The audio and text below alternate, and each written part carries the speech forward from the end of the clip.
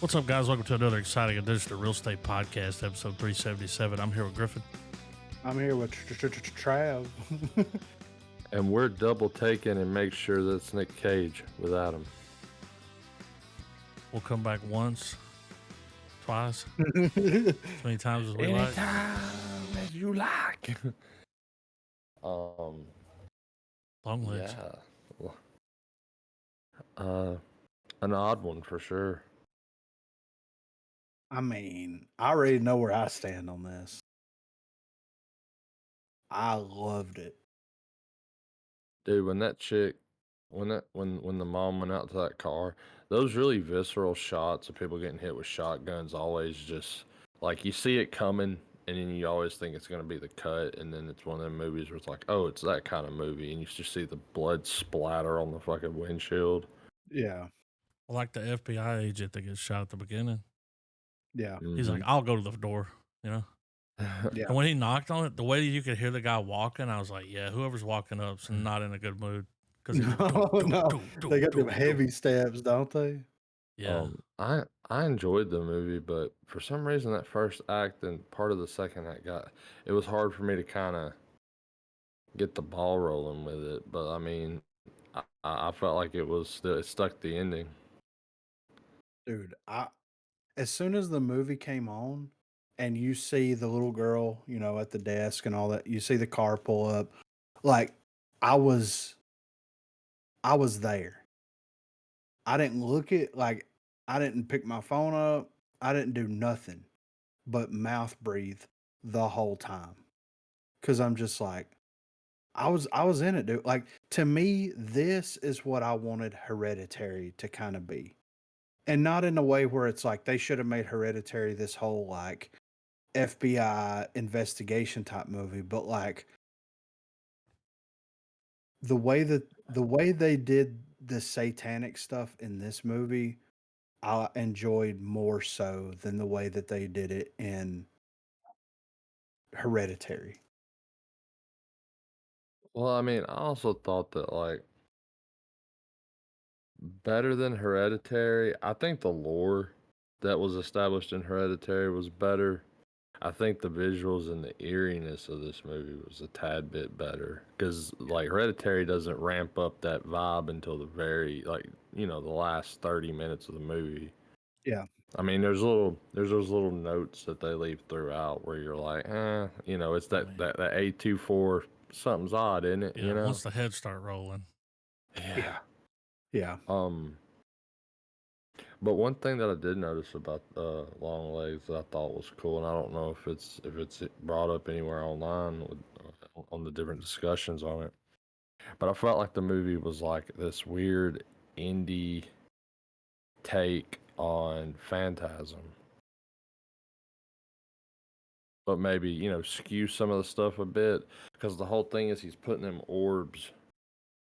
Instead of the orbs going around fucking up people like in Phantasm, like he's just planting them in these dolls, and devil, juju, whatever comes out and infects the house, goes full Amityville horror, makes the and I thought that concept was cool, using tropes that have been worn out in the past decade. Yeah. And they were like, well, let's don't do all of that. Let's just pluck this concept from it. Let's you can see where it picked up some stuff from other franchises and other ideas, and where you normally have diminishing returns, this one didn't. It's one of those rare moments where it kind of panned out in its favor, Yeah.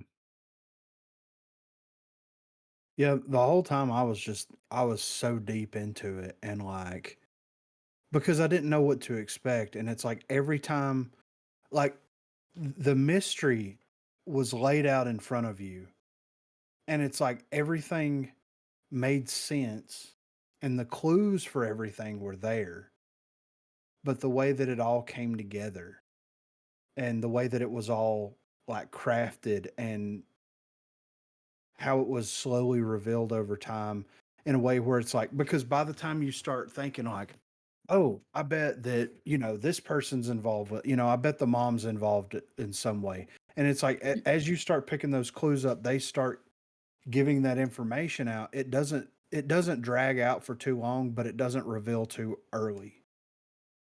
At first, I even thought the girl might have been involved, like when she was younger, because it's like clearly she didn't remember Yes. some stuff. Yeah. It's like, what's she blocking? Trav, did you hear the guy laughing on the phone when she's talking to her mom? Nick Mm-mm. Cage was giggling when she got the birthday card. It was like, "I'll cut your mom's tits off," and she calls her mom, and she finally answers. He's talking to her. You can hear him like, like giggles when she says something. I backed it I up and need to listened to pick it up on twice. I was that. like, that's him giggling. So I thought he was there, like had his hand over her mouth, like you fucking do what I tell you Mhm. to do. Yeah. That's what I thought. Well, I liked how it didn't teeter on one side or the other, because like normally in these, like, I don't want to call it a possession movie, but like I mean that's kind of what it is. It either pans out, either it's full blown supernatural, or it's he's operating, he wasn't alone in the whole time. Yeah. And it was a little medley of both. Yeah. Um, the cinematography, Oh, the way that this was shot almost like a foreign film was amazing. There's so many beautiful shots in this movie, so many creepy shots. Like it was a masterpiece. Like I could take images from this movie and be perfectly happy with hanging them on my wall. You know what I mean? yeah. Because it's just did a great job at building the eeriness and everything. I But To kind of go with what you were saying at the start of the movie, there was something about the shot where the vehicle's in the distance, pulls mhm, up, and you got the land, like the whole winter landscape going on. You got the tree and stuff. I just remember being like, that's a good shot. yeah, Like, so it always happens. I assume it's different for everybody, but you'll come across a part in a movie where you're like, that frame looks good, even if it doesn't really contribute much to what you're watching. It's just you're like, man, that was It's like like the scene with the the camera was in the editor was cooking, bedroom. Yeah. You remember you could see out like the dad pacing in the living room yes, Hmm. and the cross, yeah, and then the dad comes out of the corner with a fucking axe and kills it. Looks like a preacher or something.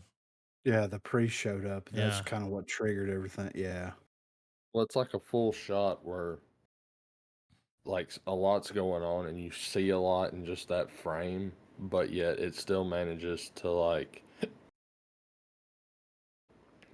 I guess it has it to where there's still like something's going on and it's still not revealing just like not necessarily everything. Kind of like when you interpret a painting sometimes where like it's just so much happening that you're like what's like if yeah, um for example's sake like a fucking Bob Ross painting, like some shit like he would say where he's like what's going on behind this mountain over here, like what's like where you build you try to you do your own world building as an audience member. right.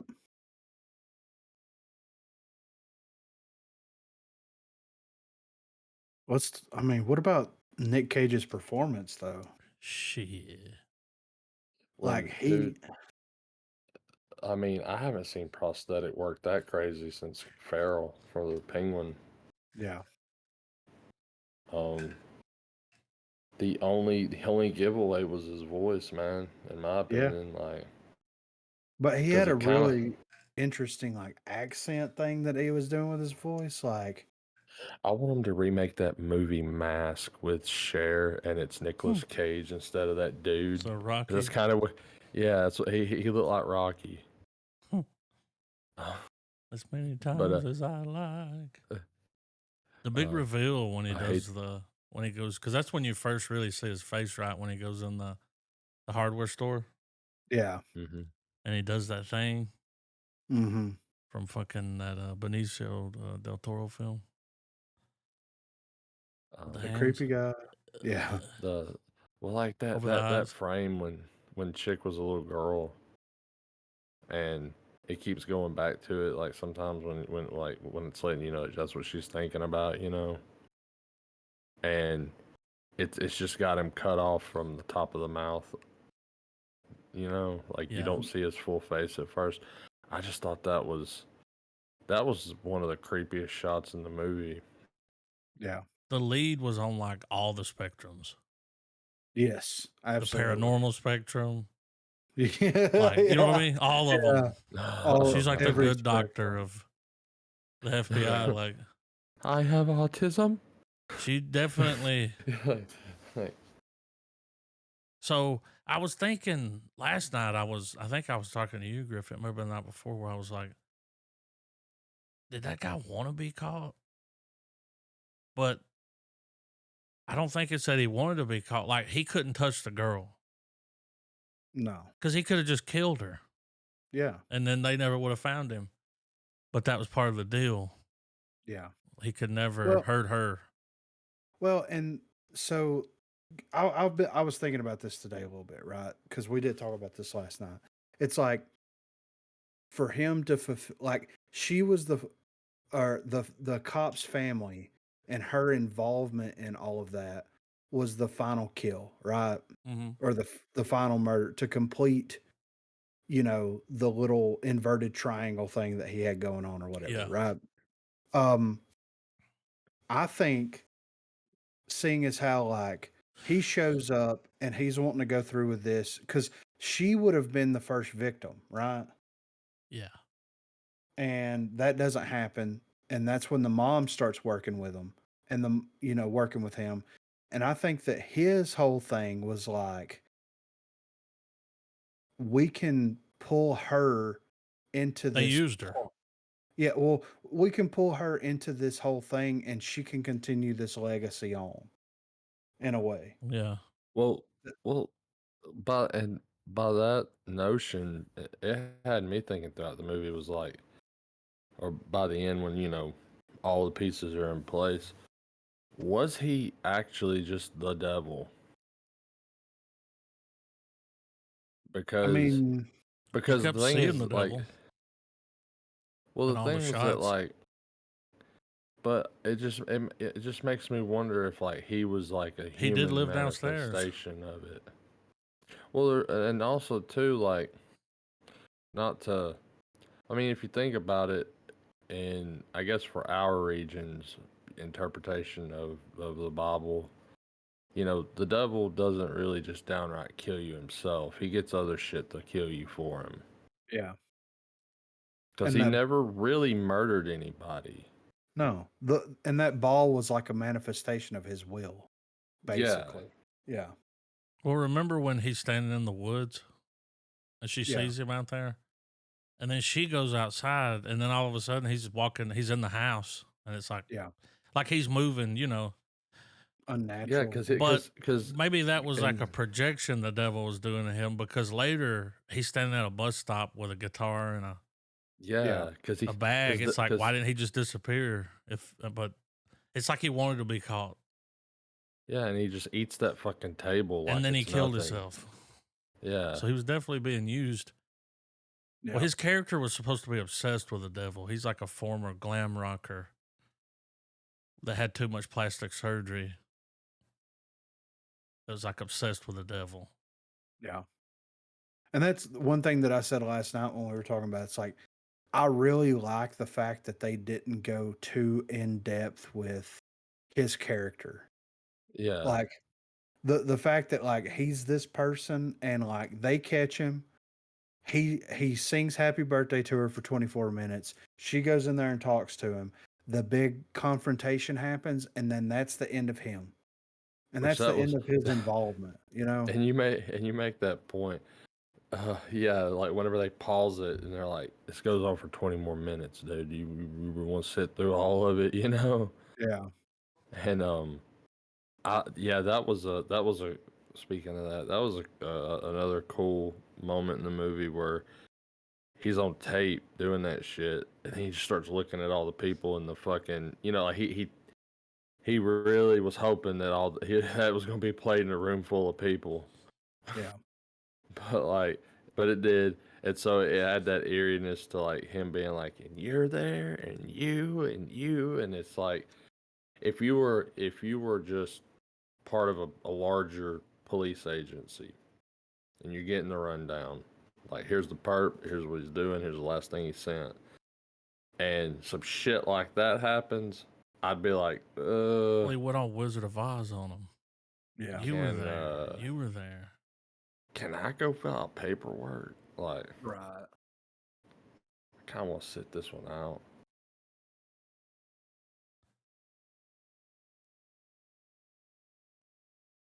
He beats his head in, and he's like, "It's happening. Aren't you late for a birthday party?" And then the last shot where he's just singing in there, and he just goes, "Hell Satan," and it cuts off. Those little cut to black moments like that are always eerie, and they're When she shows up like at the partner's house, he's like, "Sit the fuck down." It's like, why is he acting different? Yeah. It's like, oh, they got the doll. Like whenever Yeah, you I wasn't expecting it. I wasn't expecting them to let the movie go that far where it's like, I figured it was going to be like an 11th hour clutch and he snaps out of it, and I was like, "Oh shit, he's in the kitchen butchering his old lady. All right." Yeah. But it's that thing too where it's like it kind of has the Nolan thing. It's like so and the same thing with the girl in the orphanage, but the main chick like didn't remember anything. And whenever the mom shot the doll and destroyed the orb in its head, she like blacks out and So then all wakes this up. time she's been locked in with that doll too. Yeah.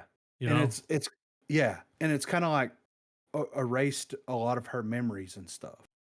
That's Yeah, why it's Whenever she like she acted so strange. yeah, yeah. and it severs her, like y'all were saying, like it strips her of her mojo, baby. Mhm. Well, But yeah, I thought it was, for some reason, it took me a second to like double take and go, okay, it's a doll, because I'm like, is this woman about to blow this fucking kid's brains out? yeah.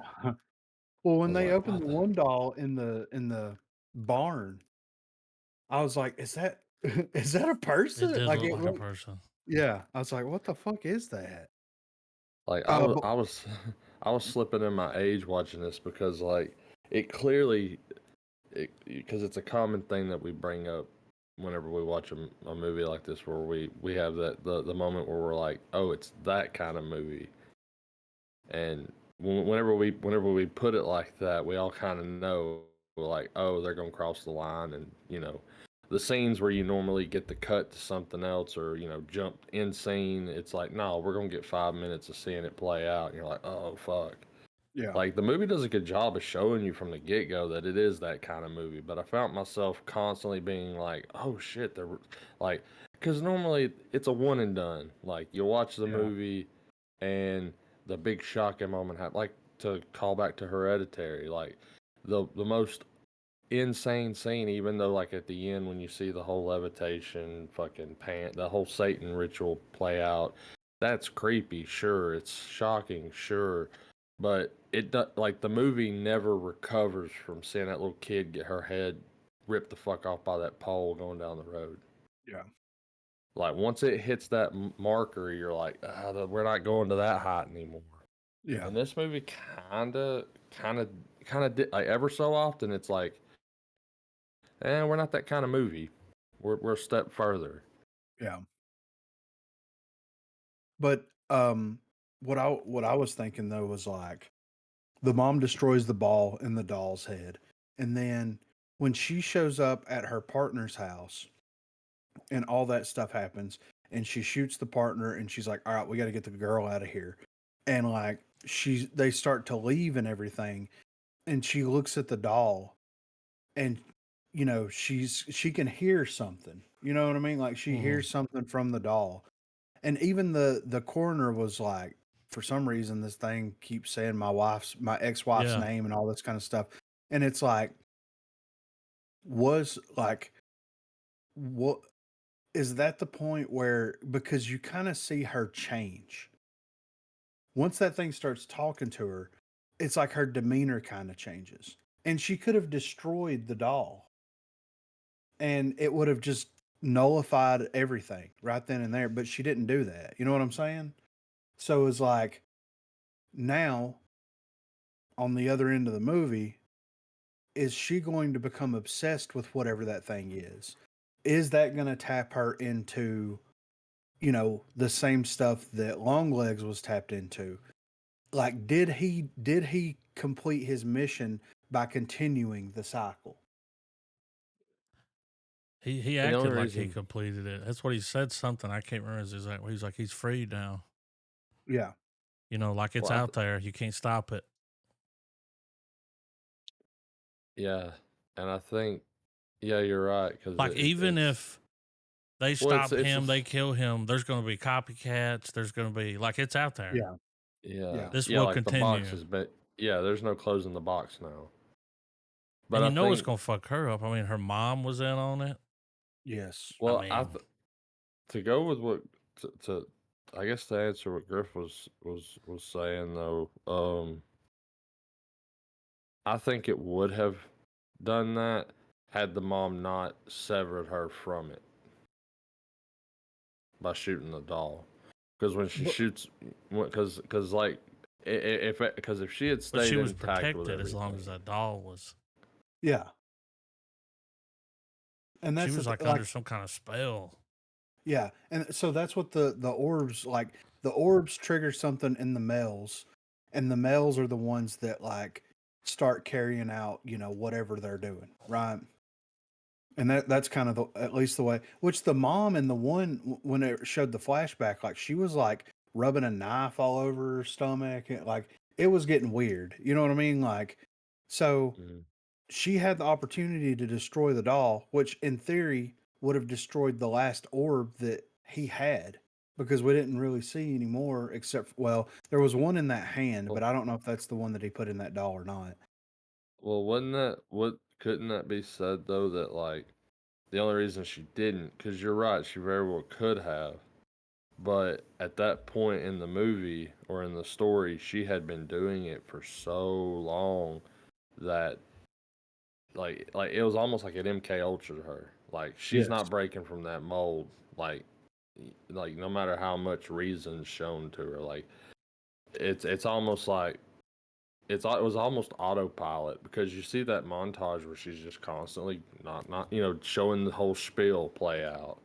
Yeah. And if you're doing that hundreds, thousands of times maybe throughout the decades, I mean, the toll on the human mind of seeing that, because she's got to sit there and witness the murders too. So she's not only doing the deed by shipping out the dolls, she's got to sit and also watch all these murder suicides over and over and over and over. So it's almost like she was a lost cause, like probably after the hell after the first time, really, if we're being honest. But like for the sake of the movie, after like the first 4 or 5 times, it had to be like whatever like the woman like wasn't her mom anymore. Put it that way. Yeah.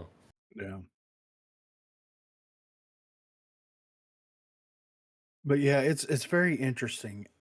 I liked how they leaned into the whole satanic aspect of it, and they didn't really like try to counteract that with science, but they also didn't necessarily lean into acknowledging it. You know what I'm saying? Yeah, I kind of like that there wasn't a big debunk scene in the movie, where it was like, yeah, this is happening because Chick's helping him. She's an accomplice. But as for all that supposed shit that the accomplice is talking about, we'll leave you to decide whether that was real or not, or Yeah. whether these two people were just fucking psychotic. Yeah. They did a lot right in my opinion. With how the story was laid out. It's like, here's the story. You take from this story what you want. Either he's an insane person that has this weird devil god complex thing going on, and he's somehow creating something that triggers these like homicidal rages inside of these people, or he's communicating with the devil somehow. You know what I'm saying? And they Mhm. leave it so Mhm. open to where like you can run with it in any direction. And to me, that's amazing. It's like we don't need a debunk, we don't need a full in-depth satanic explanation as to how this stuff works or anything. It's just here's everything. You don't really get the Well, backstory from Longlegs, nothing. It's this is a murder case. it's a way of it's a way of keeping an ominous vibe and letting us a movie breathe, I guess, for lack of better words, Yeah. where you don't have to box it in like with the Conjuring franchise. There's always a gotcha until the not gotcha of the movie happens, Yeah. and same with other films where you typically have you know, it's usually someone either a fraudulent priest or, uh, like with Conjuring, a group of people that are like, we know how to study evil shit. Let's go look at it, like, Yeah. and when you can just let a movie you just watch the events play out, and if you happen to get some exposition, cool. If you don't, fuck Yeah. you. You weren't obligated to have it anyway. Right. Yeah, and to me it was more of an immersive experience, letting you as the viewer really decide like, do you believe this or not? And not really shitting down your throat one way or the other. Yeah.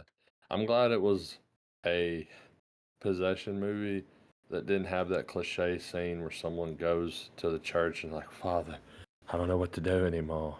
And Yeah. someone's like, you got to get right with God. And it's like, well, for the past 45 minutes, ain't panning out. Like, Yeah.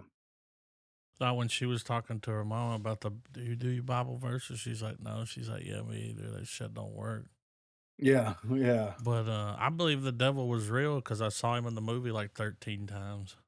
Yeah. Right. And he had horns and a goat head. Yeah. I mean,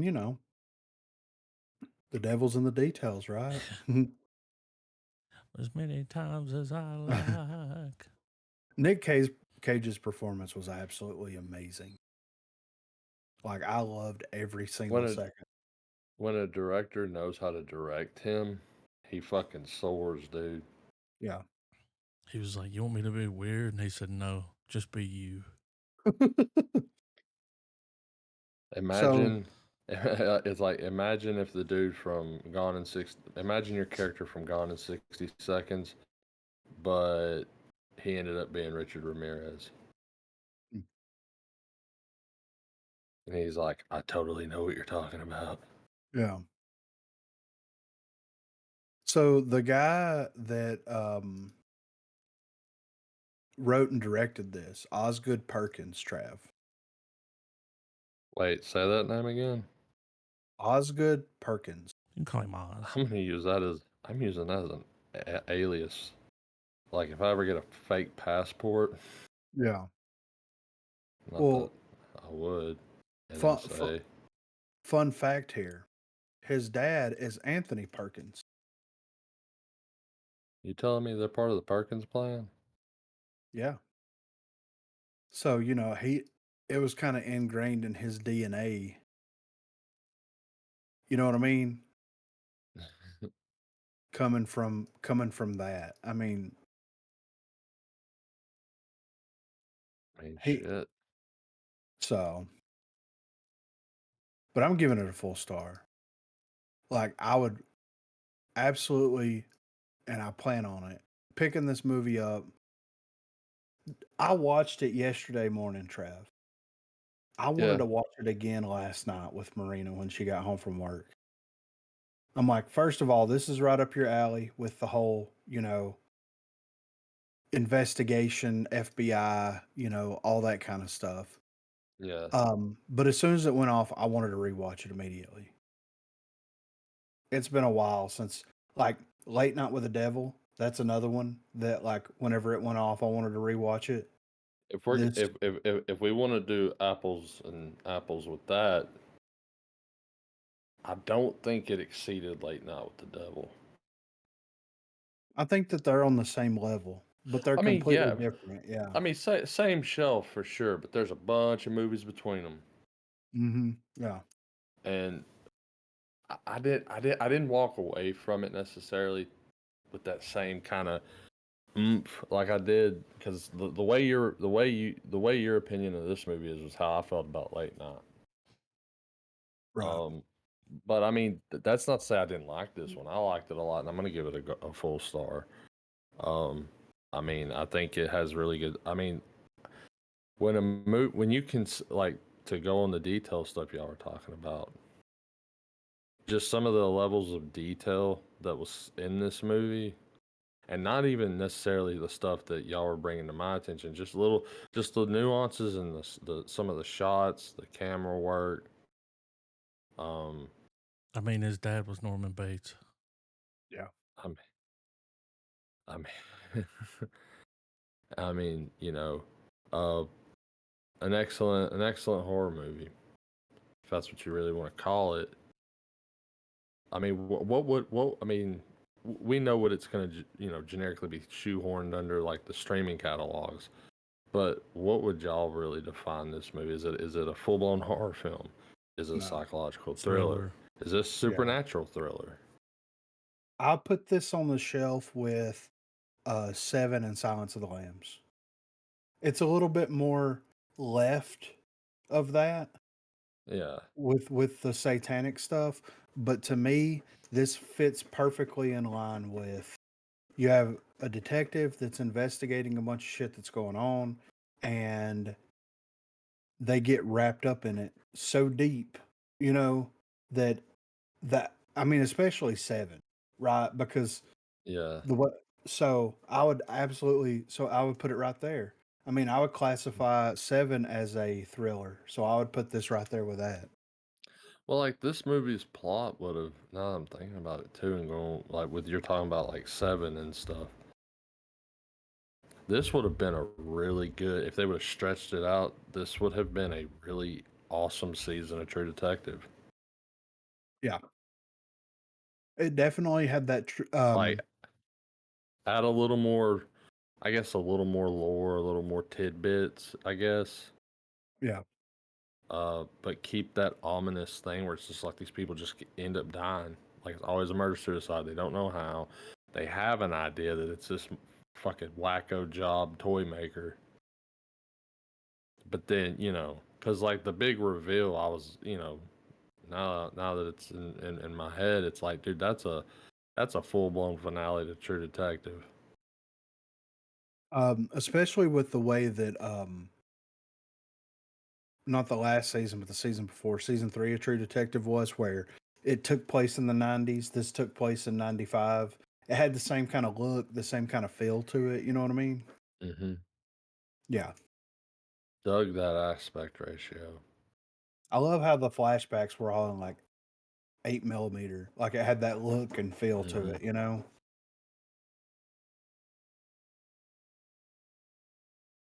But yeah, I'm giving it a full star. Can't wait to watch it again. Like, I'm watching it this week. I'm forcing Marina to watch it. Full star. Did you guys know he acted? Yes. He was in Nope. Yeah. He was in Legally Blonde. Yeah, I wasn't gonna bring that up. He was in Star Trek. Yeah. But his next movie will be The Monkey. Trav, Which is wild, right? Is writer that and a director. spinoff? It's Stephen Is King. Ah, okay. That's what happens when your dad's fucking Norman Bates. Yep. Do you have any idea who my goddamn father is? He played Slams Norman the Bates. desk. Motherfucker, watch your shower time. Probably Well, had a he weird played upbringing. he played young Norman Bates in Psycho 2. Yeah, I think he was in all of them. Oh, he played him. I Yeah. bet he's like, Ah, I I bet he's like the chillest motherfucker on earth, though. Like he played this like iconic character, Yeah. but like he's like, "You guys coming over? I'm cooking burgers and dogs this weekend, man. Yeah, Y'all we're coming having a by?" cookout at the fucking cemetery. You know? Got a cooler of beer, bro. I think in Nope was he the guy that come out, the service guy? Let me look up the name. It's Flynn something. Yeah, I don't remember. I'll have to Flynn Bachman. Google, like, search that name.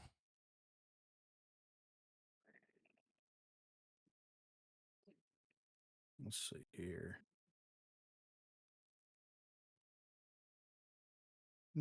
I think he was the director at the beginning.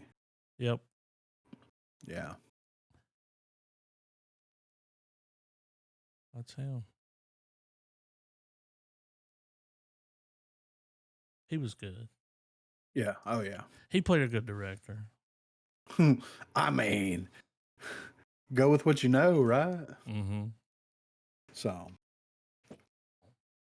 but we got a little bit of movie news here. Let's get this stuff pulled up real quick here. So first up, Liam Neeson. I mean, we got to get Liam in here real quick. Liam Neeson joins bank heist comedy led by star-studded young cast. So the upcoming heist film, Four Kids Walk Into a Bank, has now found its cast. The film is all set to be led by Taken star Liam Neeson, who is now set to work with a young ensemble in what is being described as a quote dark heist comedy. It will be so the kids is going to be Talia Ryder, Noah Jupe, Whitney Peak, and Jack Dylan Grazer. I don't know who those people are. Deacon Felipe, who is son of Reese Witherspoon and Ryan Felipe, will also be introduced in this movie. It's set to be directed by Smilf director Frankie Shaw, based on the comic book of the same name written by What? Matthew. What? Smilf? Yeah, that's the So movie. sister you'd like to fuck. Is a series 2017 to 2019. Um, Okay, it's a sitcom. gotcha. So it's based on the comic book of the same name written by Matthew Rosenberg and Tyler Boss. The film's premise follows ex-bank robber Danny and his teenage granddaughter Paige, who maintain a close relationship. Paige overhears that Danny's former gang wants to rope him into one more job to settle a debt, so she comes up with what, to her at least, seems like the only logical solution. She will team up with her three ride or die best friends to rob the bank the day before it's planned so he doesn't have to. The comic has been adapted for the screen by Matt Robinson, who previously co-wrote Dora and the Lost City of Gold, Love and Monsters, and the upcoming Good Luck, Have Fun, Don't Die. The film was also developed and co-financed by Eric Feig's Picture Start, who will also produce alongside Point Grey Pictures, Jessica Switch overseeing, and Black Mask Studios with Matt Pizzolo overseeing. Film Nation is launching international sales of the film ahead of next week's Toronto International Film Festival.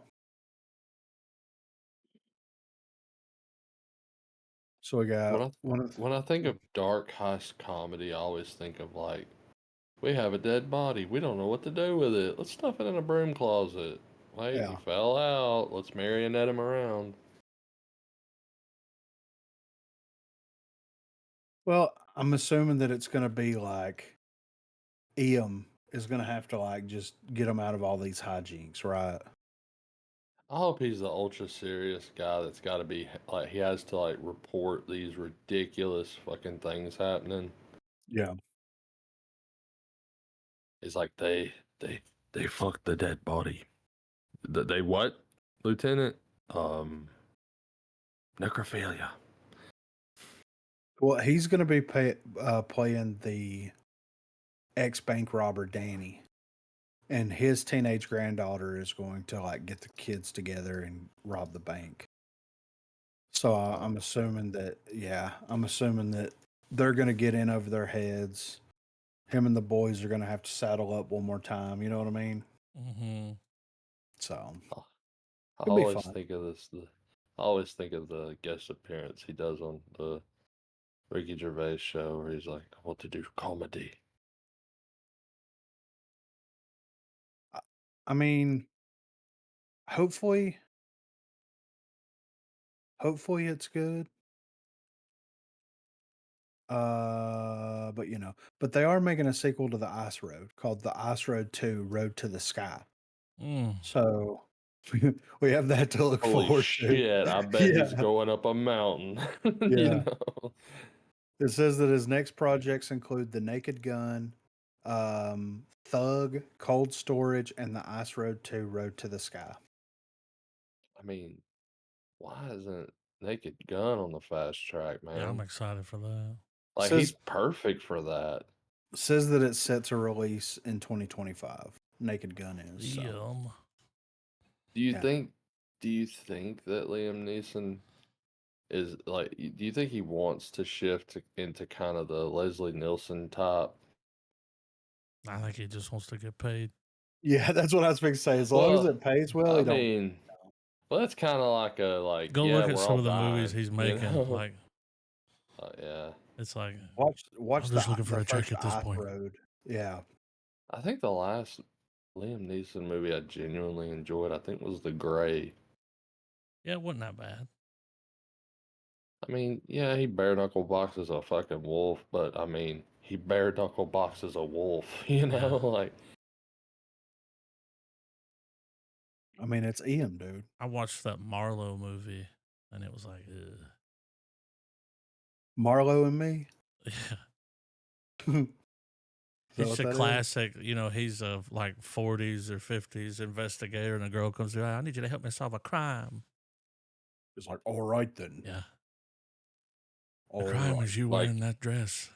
Take it you off. would have, you would have, so you would have had more fun making a cake with baker level precision than doing that than watching that again. Yeah, it was pretty bad. Yeah. Next up here, Tropic Thunder. Tropic Thunder sequel gets a long overdue No. update. Leave it It alone. ain't happening. This is bullshit, ain't it? In an interview with Comic Book, Justin Thoreau was asked about the possibility of making a Tropic Thunder sequel. He teased that he is already working on some upcoming projects, but would jump at the opportunity to continue Tropic Thunder if the right idea presented itself. Uh, Quote, I have some stuff already churning that I'd love to do, but I'll keep it a secret. Hollywood just gets funnier as the years go on. It never ceases to amaze me how navel gazing it can be.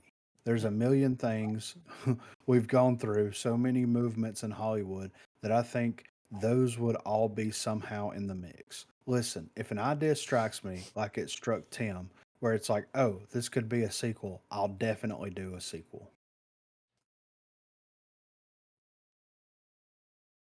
2023, Robert Downey was upfront about his desire to do a sequel and work with Tom Cruise. It's not overly clear if Ben Stiller or other creative partners are keen on a continuation, but it seems unlikely the filmmaker would pass up working with such a star studded cast. The one potential hurdle a sequel will go through is pushback by modern audiences. Obviously, there are controversial elements to Tropic Thunder that have been hit over the head by some critics of the film. However, no matter the case, Stiller is not worried about any of that. As he stated on Twitter, I make no apologies for Tropic Thunder, proud of it and the work everyone did on it.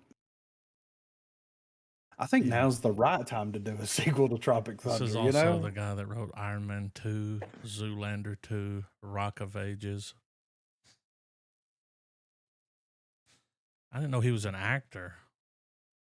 He He played played the Timothy director, didn't Bryce he? in American Psycho. Oh, Let's see yeah, Paul Allen's oh, car. yeah, yeah, yeah. Okay, Justin Thoreau. Yeah, that's right. He's in the Beetlejuice movie coming out. Yeah. He's in White House Plumbers. Oh yeah. He played the Tramp in the Lady and the Tramp remake. I forgot that W. happened.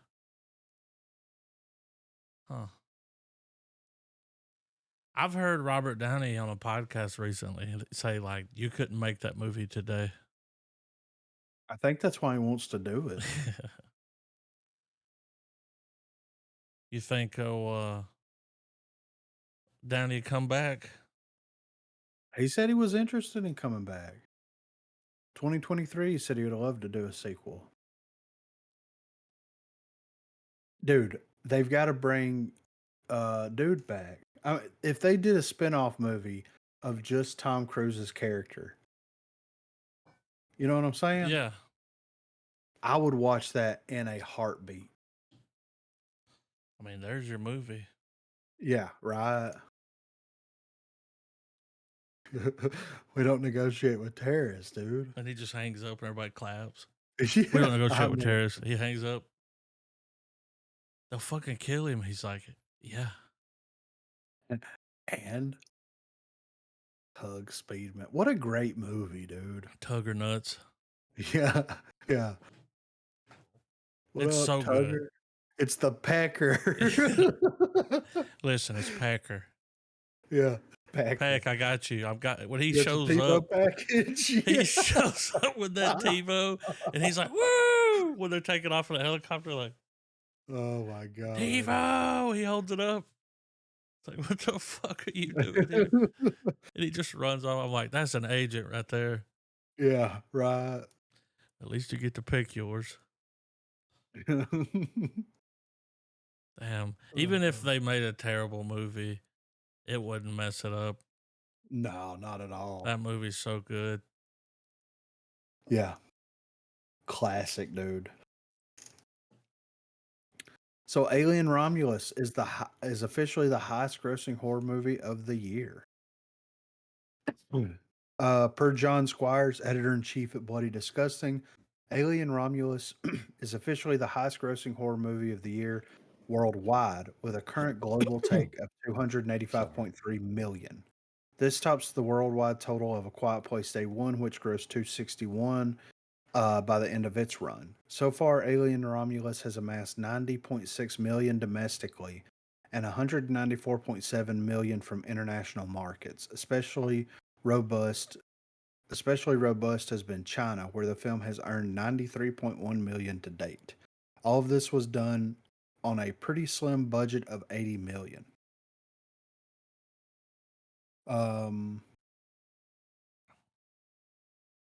Let's see. The film opened to stellar reviews, registering 80% on Rotten Tomatoes, and it secured the second best box office debut of the franchise with 42 million, only behind Prometheus. Its performance in China is especially thrilling because Chinese audiences haven't been flocking to Hollywood films in recent years, other than Godzilla X Kong: The New Empire, which grossed 134 million in China. Alien Romulus has been one of the few Hollywood movies to make an impact in the area. The performance of Romulus is actually more surprising than Godzilla because The New Empire is produced by Legendary Entertainment, which is a Chinese owned company. Romulus is now the third film out of 7 in the franchise to even score a release in China. Over the Labor Day weekend, Romulus grossed a little over 11 million, landing in second place for the weekend. Domestically, the film has earned 90.6 million and has topped the performance of the previous film, Alien Covenant, which did 74.2 million domestically and 240 million worldwide. So that means we're probably going to get more Alien movies, Well, right? and they dropped the teaser for the series. It's like a 16-second.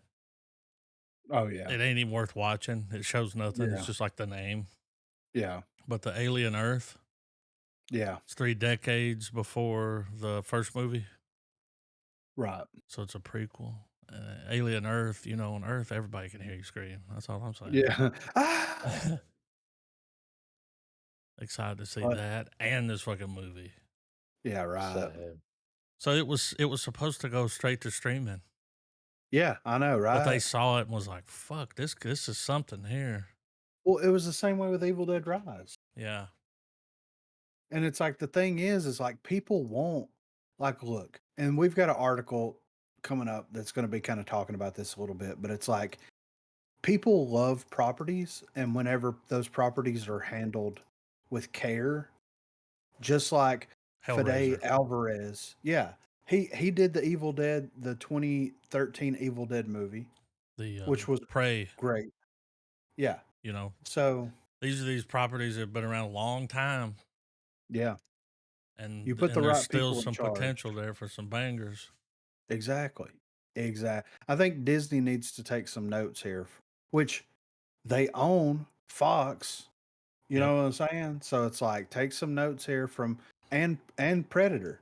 So hmm I maybe mean, so technically, Alien Romulus is a Disney movie. It's when you see that teaser for the show, yeah. it's got the Disney logo next to the Hulu logo, and I'm like, that's weird seeing that. Yeah, right.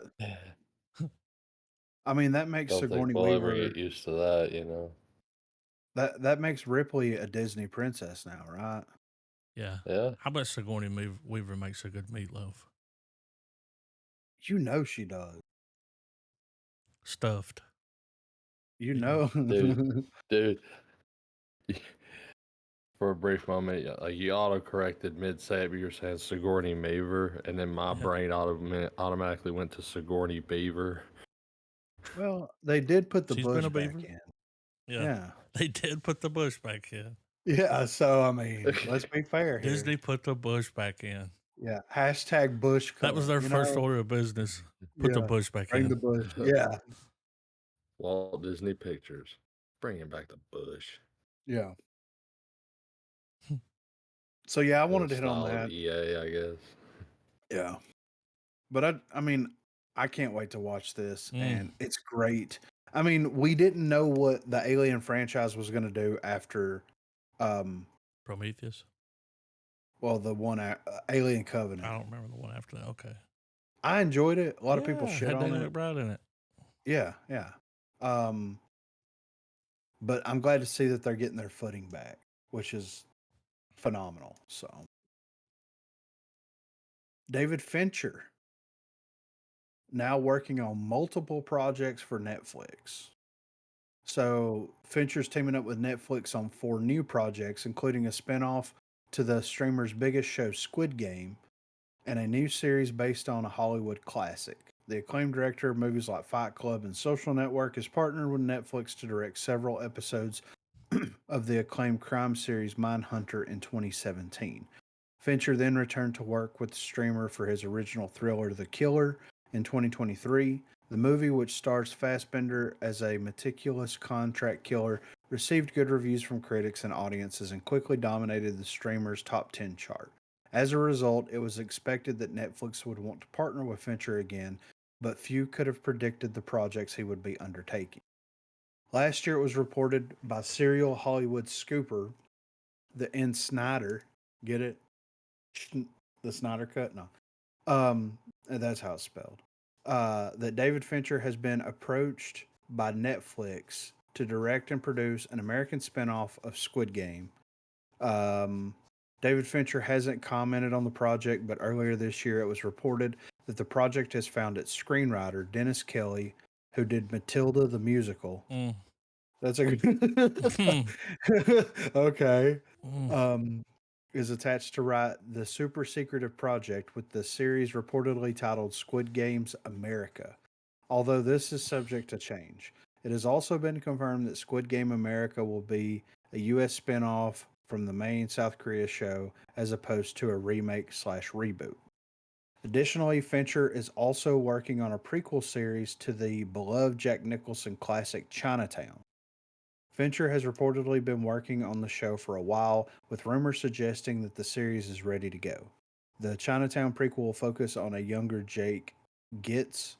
According to the report, the new series focuses on the relationship between Jake and a fellow cop, Lou Escobar. Fincher's other 2 projects for Netflix remain more secretive. It has been rumored that the third project is a new original concept movie similar to The Killer. No other details have been announced for the movie. As for the fourth project, it is a complete mystery. It has not been confirmed. whether the project will be a movie or a series, or if it will be an original story or based on an existing IP. Nevertheless, a new Fincher project is a reason enough to be intrigued. Couple of questions here. Is one of them why? No. Yeah. You talking about Squid Games? Do we need an American We version of already Squid have Game? fire. Yeah. I mean, exactly. And I get what And they're I'm saying. They're like, so this is going to be like there's an American branch yeah. that does the same thing. And it's like, but we already have. Yeah, we So don't you're need just that. going to take this guy that nobody wanted to buy his shit for a long time. Yeah. He finally put it out, and now y'all going to try to come in and fucking beat this horse to death. Well, and did Cool. you see they've done a reality TV version of Yeah. Squid Game? It's like, are we really milking this property this Yes. much? I mean, it was good. Don't get me wrong, but But David like, Fincher didn't come up with Squid Game, no, or neither did the guy that fucking wrote Matilda. He didn't come up with that shit either. no, The musical, it's like, dude, just let the guy that's doing it do it. Hell, let him come over here and direct an American version. exactly, right? And it's like, honestly, like, does Fincher's tone match what Squid Game was doing? That's why I'm And saying you got to have the original. yeah, I don't know. And the only way that I think that it's going to work and be like on that same level is if like he works with the original Yeah, writer. that guy's got to be a producer or something. Well, like, let's stitch it together because Squid Game season 2 is going to be dropping. If they hint around about other locations, and maybe that's like a Yeah. hint, a nod, wink. It's like, oh, because at the end of the first season, he's like, we're going to go after these bastards, right? Mm-hmm. So He finds out that the there's game different originated branches. here, or like the people that win these champions get a chance to go to this one, Right. where Yeah. you make way more money. Yeah.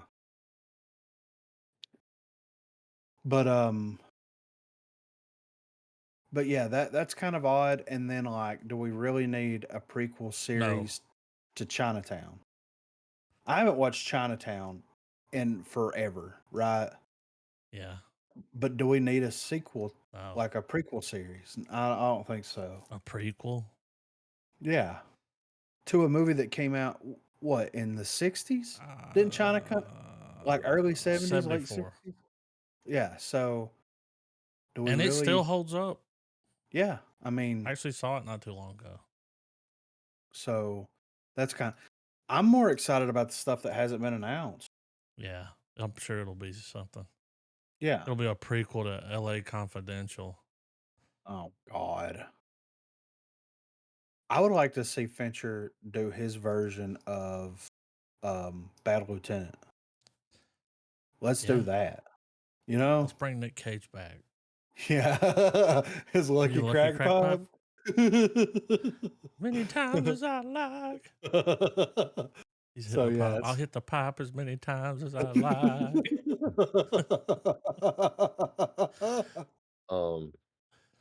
I will say that Fincher's work with Mindhunter was really good, and His work on what? man, Mindhunter. Mindhunter was great. Holy Yeah. shit, it was good. It should have kept going. Dude, that actor that played Ed Kemper Was so good. Yeah. dude, I the part believed where the him. guy's when the dude's in the hospital bed, Yeah, and he and that tells dude him to had been come in coming there. to see him for a while, Yeah. and his feet slap that fucking floor, dude, and you get the sense of just how big that motherfucker is, Yeah. and you're like, and knowing what he did to even get in there in the first place. Yeah. That guy carried that show. Mm-hmm. Oh, dude. He was such a good actor. I mean, it looks just like the dude. And acts like he nailed that performance. But him like just smoking cigarettes, telling them all the fucked up shit he did. He's like, yeah, yeah, come on, he said, you got he's some like, pictures? He's like, you hungry? I can get you a sandwich. Yeah. Such a nice guy. I buried my mom's head facing towards the house so she could see me when I do after shit. I put my dick in her mouth, her dead head, and it's like, whoa, dude. Yeah, like, dude. And the fact that, like, that's a real motherfucker. That ain't just some sick thought some writer came up with. Like, that human being He exists. did that. That's why they went to him. And what was crazy is they were like, we're trying to match a profile. He's like, shit, I'll help you. Yeah, I got profiles. I was beat as a kid and I hate my fucking mom, man. Like, Yeah. rule number 1, we don't like mamas. Rule number 2, we don't like being told what to do as an adult because of said mamas. Like, 3, man, fuck some animals. Yeah, mamas. So yeah, we'll see what Fincher has on the plate coming up. But I mean, 2 of them are kind of meh. The stuff they haven't announced seems interesting, and hopefully it'll kind of. I love David I Fincher, do too, but he's kind of falling off a little bit, man. he needs to get back on the saddle. You know, Like, The Killer was okay. it wasn't like It wasn't the David be all end Fincher. all. Yeah, exactly. It wasn't the be all end all Fincher. I wish him and Fassbender had a different script to work with. Yeah, He should have. I mean, You know, they whenever call me Cockbender. whenever we look back at his directing credits, like I haven't watched Mank. Gone Girl was good. Um, Social Network, Girl with the Dragon Tattoo, Zodiac. Watched that recently. Benjamin Button. I mean, you There's know, some bangers. yeah. Panic Room, Fight Fight Club. Club, The Game, Seven. You know, I a mean, lot of he's music. still probably banking on some. He's still probably cashing Fight Club checks, dude. And the 7. Yeah, Oh yeah. He I hadn't mean, even made it to that yeah. other one. He's like, I didn't even touch the Killer money yet. yeah, right. Yeah, Yeah. But that's what happens, man. I mean, when they're young, they're hungry. yeah. You know, like when you get older, man, it happens to all of them. Did you guys happen to see that clip? Speaking of 7, that clip where Spade, I guess he was on Joe Rogan, but it was a clip where he was explaining, about that movie. It wasn't going into all the controversial shit in his life or whatever, but it was just like, it was literally like just a genuine good, like, movie question or whatever. And like, he told those people in 7, or he was telling Fincher, he was like, if you cast me in the role, I don't put me on the card. Yeah. And in turn, because they didn't because he doesn't show up until like, the last hour of the movie. Who you talking And about? Kevin Spacey in 7. Oh, I thought you said Spade. I was like, David Spade? Yeah, my bad. I might have, man. Honestly, I was like, why was I he on might Rogan? have. No, but I thought it was cool though, because Fincher was like, you know what? Because at first the agencies were like, no, dude, it's Kevin Spacey. Fuck it, he's on the title card. Do it. Well, Fincher was like, hold on, let's cook with this. How about this? We keep you out of the loop in the marketing, like nothing, none of that. But that's why he's the first credit you see at the end of the movie, though. Yeah. And I thought that was a neat little trivia fact to it. And there's a bunch of other little details about how he got the role. Like, he wasn't even going to be the guy. Like, all that shit. Yeah. I can't remember if I'm pretty sure we touched on it. I think because I don't remember him being on Rogan. He was on Lex Friedman's podcast. Like that 2 could have months been ago. it. It was one of those pods, and I remember Yeah, I think pulling it was up that. because I mean, let's be honest. I was like, what kind of shit's he stirring, Yeah. But I actually enjoyed the part of the interview where they were talking about his film career and stuff. Yeah. And it wasn't like spoken in like, dual meanings I mean, or he's whatever. a great actor. No doubt. A weird individual, but a great actor. Yeah. I mean, that's what it takes, I guess. Yeah. So yeah, last up, I've got a pretty interesting article here that I figured that we could kind of riff on here for a second.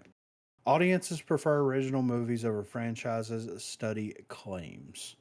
So while big budget IP based blockbusters have dominated cinemas for decades, it turns out that audiences actually prefer original independent movies. New study conducted by the University of California surveyed 1,500 people between the ages of 10 to 24, which is kind of like what, about their viewing habits and opinions on modern movies. While box office while box office figures suggest that major franchises are the dominating force in theaters, the study suggests that the majority of audiences actually prefer original storytelling on the big screen, with 65% saying they prefer watching original movies over franchises, adaptations, and remakes. The study, which was carried out last year, covered a range of topics, including stereotypes, most popular storytelling themes and tropes, and whether social media is authentic media. UCLA's results suggest that stereotypes were severely disliked in movies and TV to the extent that just having a person of color playing the main antagonist was disliked. While some of the other results were surprising, the study confirmed that reliable classic underdog storytelling still remains incredibly popular. The study found that audiences' favorite theme in movies and TV is hopeful, uplifting content with people beating the odds. But who isn't a sucker for a great underdog story? While the validity and importance of social media has been hotly debated since its dawning, the study suggested that Gen Z believes social media sites are authentic media. Most surprisingly, the study found that TikTok is considered the most authentic platform among the demographic. God Um, damn. the study was inspired by the backlash to Jennifer Lawrence's adult comedy No Hard Feelings, with one particular scene seeing Lawrence appear Loved it. completely nude while fist fighting onlookers on a beach. The scene drew criticism from some audiences who wondered if the nudity was necessary to the story. The key question posed by UCLA's study asked about audiences' opinions of sex on screen. The study discovered that the majority of participants said they want to see less sex in movies and TV. 51% of participants said they want to see more movies about friendships and platonic relationships. 47.5% said that sex isn't needed in most content, and 44% said that mature themes and content are overused in movie and TV. While the results may come as a shock to some, the study's findings correlate with a report from May of this year about the quantity of sex on screen. Those who believe sex is overused in movies will rejoice to hear that sexual content in recently released films has decreased by nearly 40%. The study also found that close to 50% of all movies contain no sexual content at all. However, the study's findings are a double edged sword. While the frequency of sex in movies has decreased, its severity has drastically increased. Many modern movies surpass what was once permissible by Hollywood censors. The study cited the mature content in Saltburn, Poor Things, and May December as key examples. Hmm. So, and of course, this is looking at people, individuals from the age of 10 to 24. I don't give a fuck about what those people think. Let's run Well, that poll back. Let's go 30 to 55 and see what the well, results are Well, I would be interested to see if they opened the study up to a larger audience and did it instead of from 10. 1,500. Yeah. Now, I And will do it. agree that I don't need the sex scene to be like 5 minutes long. Yeah. Like, you can get the point across, they lay down in the bed, start kissing, camera pans away. Hey, they banged. Yeah. I know that. I don't have to see it. Yeah. Well, Rebel Moon had like Yeah. 45-minute sex. And I'm like, do we really need all That was this? You all know the what I extra mean? footage. Like, it Yeah. yeah, Right. Just long strokes up in was just there. sex scene. Yeah. Um, but what Well, this tells, it's clearly a product. I mean, it's a consequence of the past 15 or some odd years of like sexual innuendo no longer becoming innuendo. no, Because like when the we were art form is kids, dead. There was always a set of tits in a movie. That was, yeah. But I think the bleed over to where, because I feel like it is kind of a hard line to draw from like the age bracket of 10 to 18 with yeah. animation.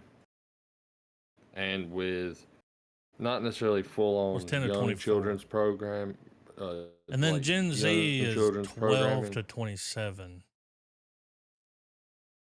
and you know, I get it. At 18, like I was watching like anime that was fucking brutal as shit, you know? Yeah. But it wasn't, I don't know, I think the brutality of like death and gore and everything, which is equally as bad, I guess, if we're really gonna hold everything to a certain standard. But kind of with the sexual stuff, like when you go back and think about some of the cartoons we watched as we were kids, where like for instance, like Rocco's Modern Life, we're always kind of poking and prodding at that show for Ren being and as funny Stimpy. as it is. Right. Yeah, man. I mean, it was rampant, but it was very cleverly done. Yeah. Whereas now you have an episode of Justice League where Harley Quinn bends over in the fucking closet in her panties and Robin's tied to, or Nightwing's tied to a fucking bed. And there's a rape connotation there, and she cuts the lights. Like, you don't Yeah. fucking need that in a show that, like, yeah, some fuckers like us might cut it on to see what it's about to do the member berries of the OG animated Batman show. But at the end of the day, a large portion of that audience, kids, man, you know? Yeah.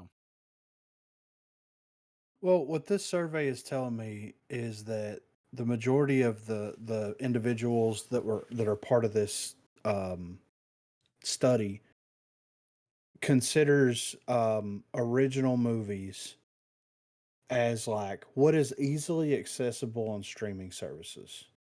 Well, it's people who are dumb enough to stop in the street and take a fucking survey about movies. Like, if someone's, Right. I mean, really though, in like areas where, It was in I mean, California. surveys fucking suck. Let's just be honest. Whether Survey they're says. But I I mean, mean, hey, prime example, dude. You can't, you like, remember when Family Feud was like, Wholesome? yeah. Now it's like, let's see how many different ways we can say dick. Steve Harvey, but there's no way that's going to be up there. Number one answer. And he's just like, yeah, you know? yeah. You jacking off zucchini, you know. But this, like I said, this tells me that the majority of younger individuals are only accessing like w- what is being streamed and what they would consider a movie that is Yeah. being released in theaters that would be a movie that they would watch on streaming. And I think that that's where the article and the survey doesn't really lean too heavily into it is like if you pull up Netflix, sure you're going to have a couple of like, franchises, you're going to have a couple of blockbusters and things like that on there. But the majority of those movies that are on Netflix are these independent movies Yeah. or, lower budget movies, things like that. And that's the norm for kids Mm-hmm. because they've had Netflix since they were born. Whereas we Yeah. didn't grow up in that generation. We We had to had go to a VHS video tapes. store. Yeah, Yeah. exactly. So, and whenever we spent our money, we didn't have a video store on our TV. When we spent our money or our parents' money to rent something, we knew that we wanted to rent something that was going to be quality, right? Mm-hmm. We wanted to get our money and something that we would want to watch 3 or 4 times over the Oh, weekend yeah. before we sent it back to the video store. That's the difference here. And do I think that this is going to shift Hollywood? Absolutely not. Because No. these kids as they get older, the things that they're enjoying now on streaming services could potentially become large franchises that are going to get the same treatment that Marvel and DC and Star Wars and things like that. So like Squid there Games. were well they did the live action Avatar series, right? Mm-hmm. They did that on Netflix. That's something that some of these kids would have grown up with. They're working on making a live action Avatar movie. Like, that's a franchise now. And whether they classify that as a franchise or not, because they grew up with it, that's a completely different story and a completely different answer to the question as well. What do they consider as a franchise? What do they consider as a big budget blockbuster movie? Would you consider Twisters a big budget blockbuster movie? They may not, but we consider that because when we were Yeah. kids, that was a big budget blockbuster movie. So like it's very interesting, but it's not going to change how movies are made and what's going to be selected as a property to be, made into a film or a television series or whatever. It's just going to open the access vault for that content up that much more. And I don't think that they realize that going into it. I'm not saying they're dumb. I'm just saying that their outlook on the world is completely It's different yeah, that's why I than said I ours. don't give a fuck about what anybody from 10 to 24 thinks. Right. Like, let's go But 30 to 55 and see what they have to say. right. It'll be a little And different. yeah, and if they did 30 to 55, it's like if I'm going to go to the movies and I'm going to spend $70, Yeah. once you get gas and food and movie tickets and popcorn and all that stuff, if I'm going to drop $100 bill, I'm going to watch Deadpool and Wolverine. Yeah. I'm not going to Part of a watch franchise. Yes, I'm not going to watch some, whatever movie that nobody's ever really heard of that may or may not be good.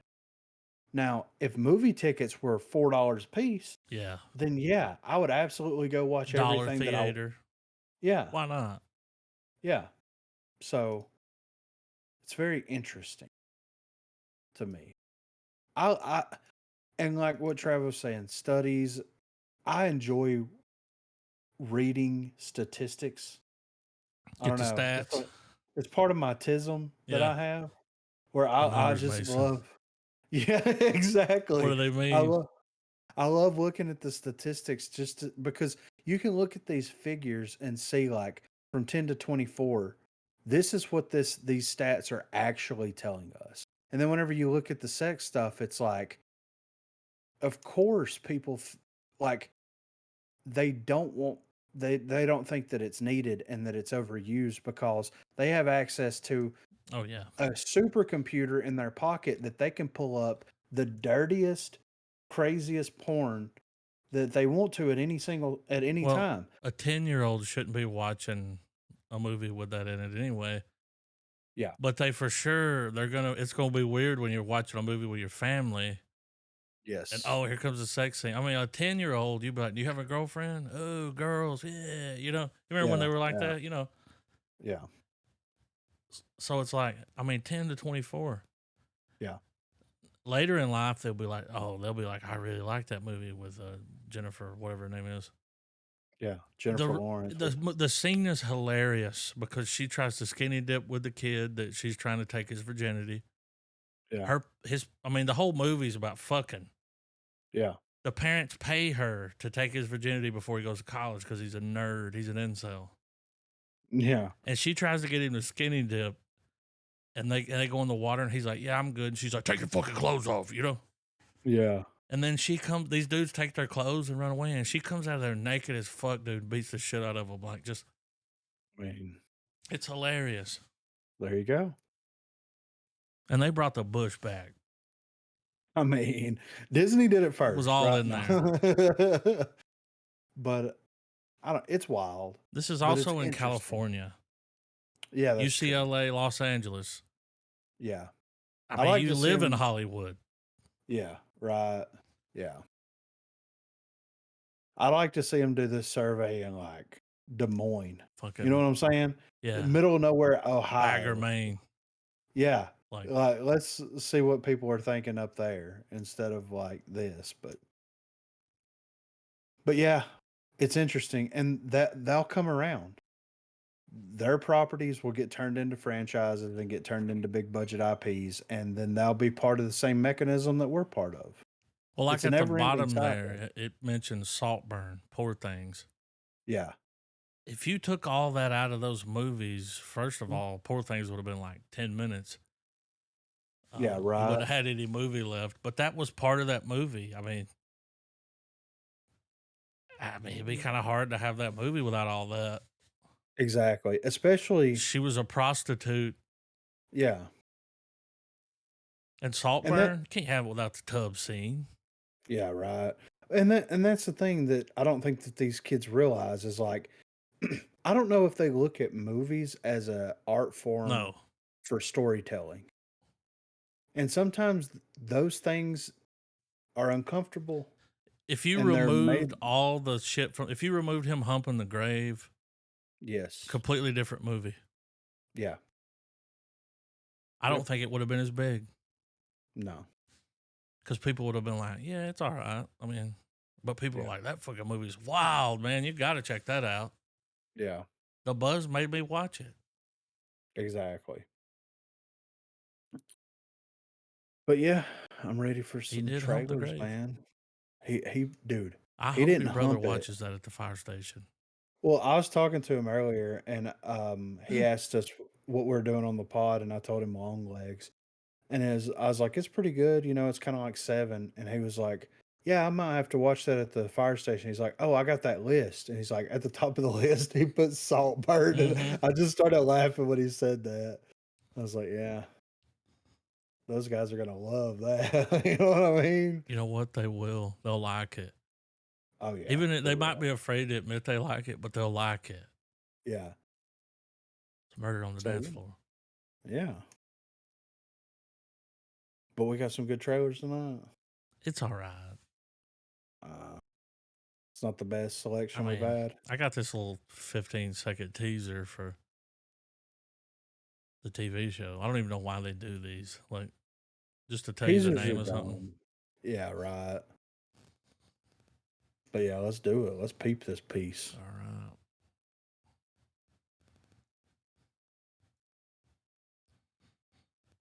Uh-huh. Don't turn away.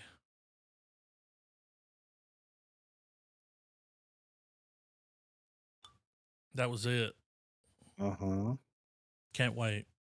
Why didn't they use practical effects for the alien? I don't know. They used I mean, I AI. guess It's just they a teaser. didn't AI's want to getting spend the better, man. budget. Like, Yeah, I know. I keep But seeing these, still, like, the trailers where they're like Lord of the Rings in the 70s. And I'm dude, like, make that fucking movie. Run it did through you there and see, make it. It looks so good. did you see the thing I sent you on TikTok earlier today? I haven't been on there today. Dude, redneck Lord of the Rings. I've seen that. It's Frodo sipping I've on seen it. some moonshine. Yep. Yeah, He it sings looks a song. amazing. Yeah, dude. Yeah, I did That's the see movie that. I want. Yeah. We got It'd the be same like algorithm.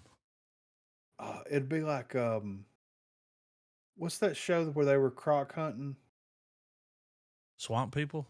Yeah, it would be like swamp people in the shot, in Middle Earth. It would be amazing. And what's crazy is you can tell as soon as you start watching something AI generated, it's because it has a certain movement to it, like Yeah, a it dream. does. Yeah, It looks like a fucking dream.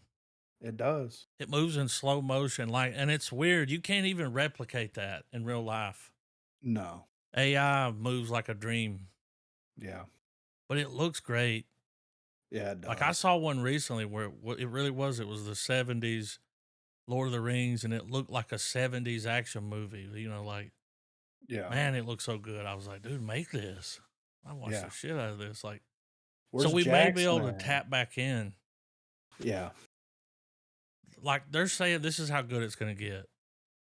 You'll be able to be like, I want to watch a movie and give a description, Mm-hmm. and it will generate a movie, and you'll be able to watch it. I mean, We're going to be there. That sounds cool as fuck. yeah, but it also sounds kind of scary too. I mean, it's going to happen whether you like it or not. Well, it's like if I generate a movie and it's like The Departed level good, can I share it with people? Sure. Be like, I mean, it came Adam, from your writing. you got to check this movie out. It's like The Departed on crack. As many times as I like.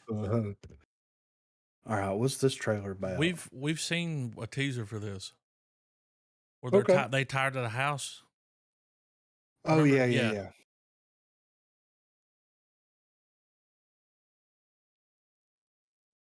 I'm kind of interested. Yeah, right. I like a good world-ended movie. We need to watch that other Nick Cage movie. Pig? No, the one where there's like creatures. Oh yeah, yeah, yeah, yeah. Can't remember the name. Troglodyte, something like that. Yeah.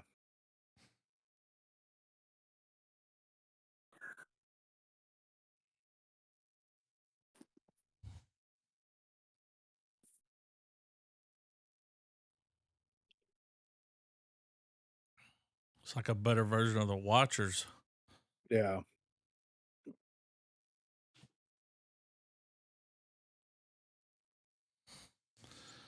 Jokes on them, like it's like The Village. If they It leave might be here, like everything's that. fine somewhere else, you know? Yeah.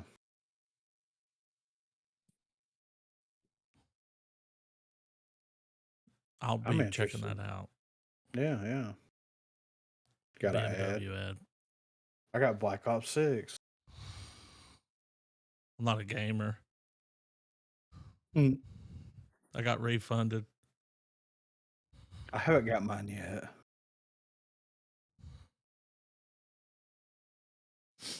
All right, I'm backing it up. Black Ops Bagging gone. it up. Yeah, I'm good. All right.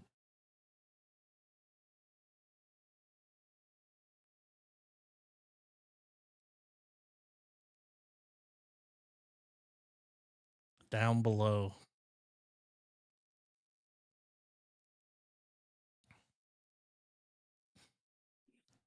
He looks like Paul Giamatti. Yeah. I thought it was Paul Giamatti.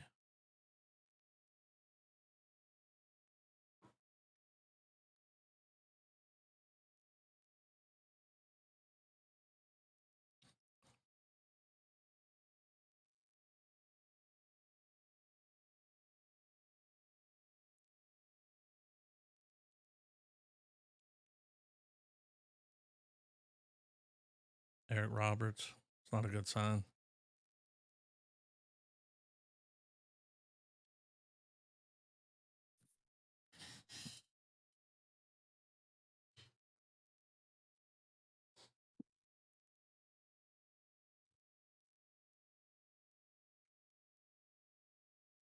Mm.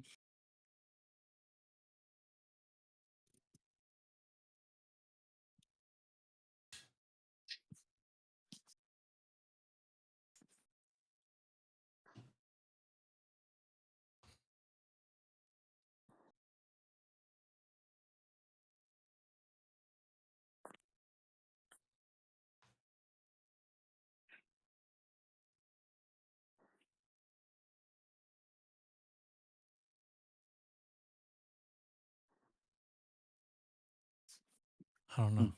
Mm. That looks interesting. I got another ad. I got BMW again. I got Black Ops 6 again. Damn. I'm trying to get on your algorithm. Come on over. The Walter is fine. All right, we got a trailer for Night Bitch. Ooh. Is that Amy Adams? Yeah, it used to. We watched a teaser for this, but now we got a full blown trailer. All I right. think the synopsis was she thinks she's turned into a cat. Okay. So Catwoman, heard yeah, it? Black Swan, Catwoman, Okay. Makes me think of the Sleepwalkers. uh, not bitch. I have a song in my head from I think it's Bob Seger. Working with a night bitch. Yeah, that moves. I remember.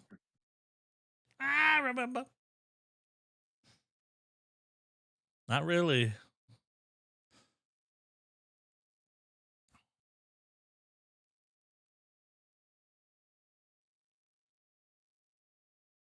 used to be. So before, when I would hover over the video, it would tell me the name of the video. Now it doesn't. Yeah, They've same. changed that. Bring it back. The kid looks like Gage. Yeah.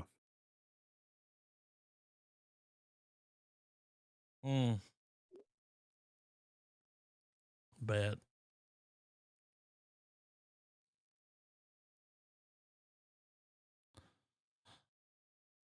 That's just postpartum depression.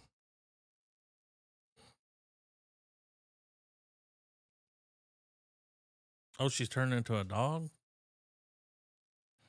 I think it's a dog now.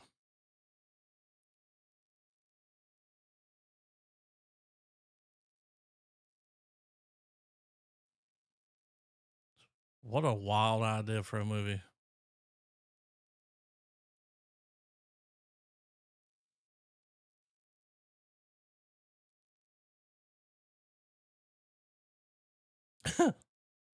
The fuck is happening? I mean, she read this script and was like, yes.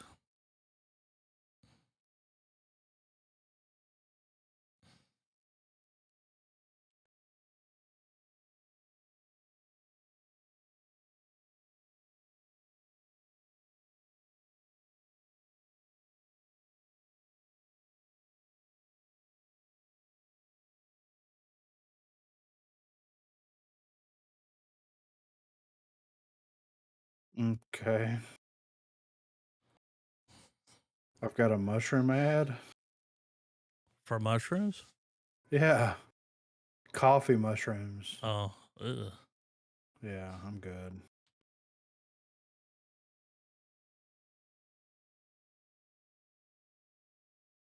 We got Smile 2.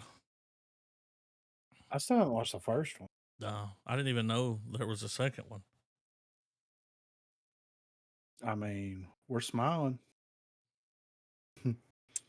Well, smiley glad hand Is this over the here. second trailer? Have the first one? Did the first one drop? Yeah, I think we watched it. It was a teaser, I think.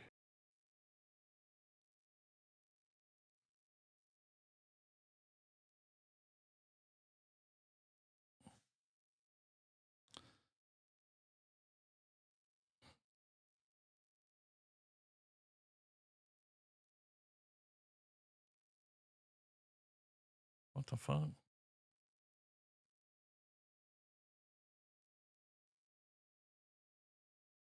Yeah, I remember that now.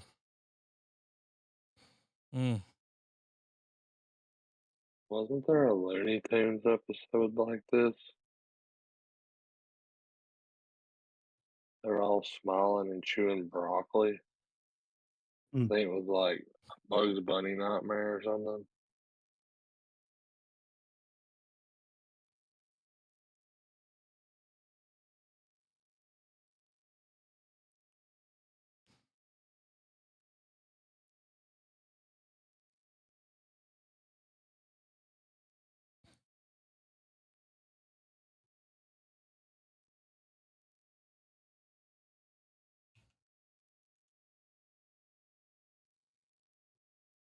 Yeah, the first one was 2022.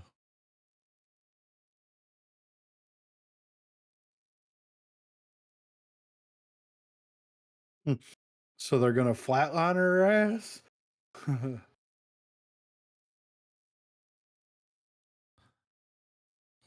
look like the Black Hole Sun music video.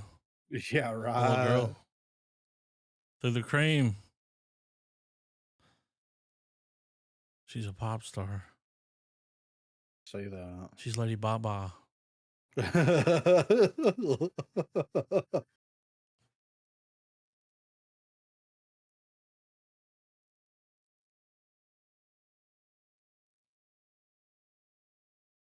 Mm-hmm. Right. Yeah, Oh, I I got got a a ad for Universal Studios. Universal. Yeah, right. Not coming back. If they sent me tickets, Imagine. I'd go. Imagine how much it costs now, though. I mean, you I ain't got to trying to buy no refinance the house. $30 turkey leg. Yeah, right. They took all the good shit away. DeLorean gone. Oh, The Simpsons gone. dude, I was there when Simpsons was there, and it was amazing. You went to the Simpsonsville, like the Yeah, dude, it was great. we got Neon. Uh-oh. Our movie tonight was a Neon movie. Yeah. They're coming up. Yeah, they're getting better. The Monkey's going to be a Neon movie. Oh, the fuck is that? That looks like AI. They used AI for that.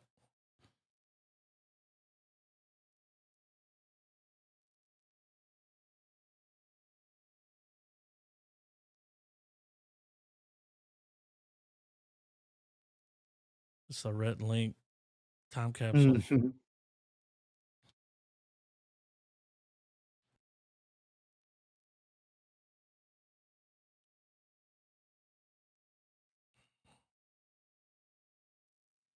All right, Wally.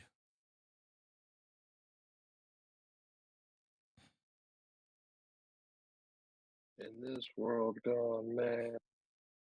Uh-oh.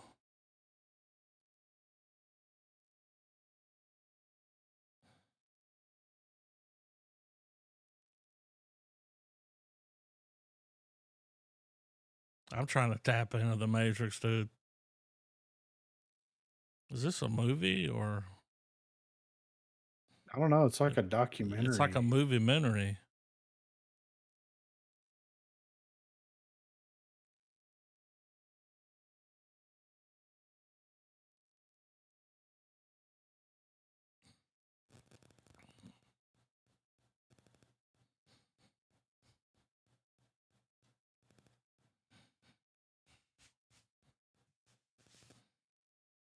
It says it's not a documentary. It's a warning. Oh.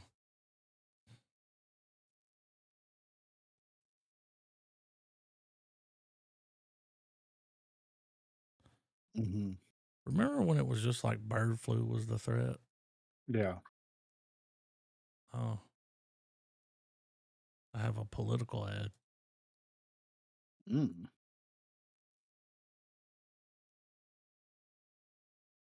It's from She Who Shall Not Be Named. Voldemort? Apartments 7A? Yeah. Yeah. What'd you say? Voldemort. No, Collamore. Voldemort? Caldemort. She's Bring laughing me at me the whole time. Trump. Yeah. Yeah. Nagini. Bring me Trump. Okay. Yeah. Bring him to me. To chew gum and kick ass.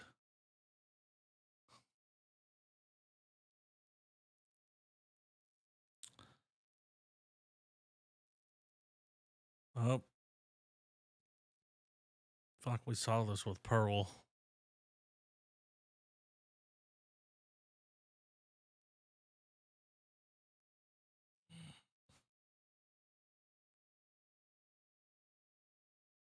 It's Black Swan meets Pearl.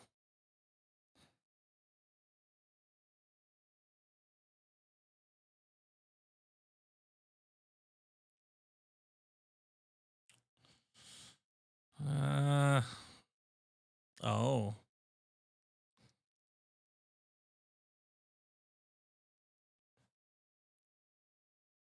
Well, that lady looks different.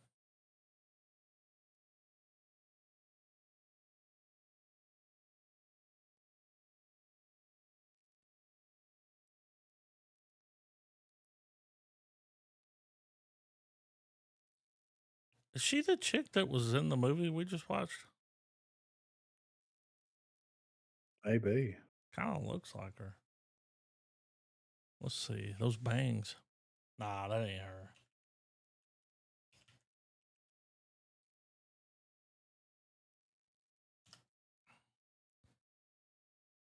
Well, move back to your friend's house.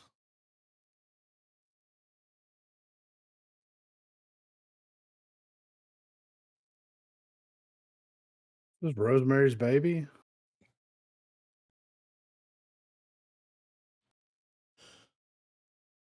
Run.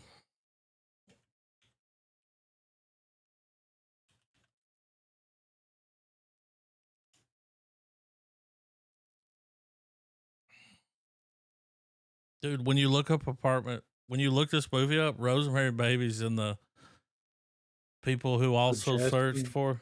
Yeah. That's funny.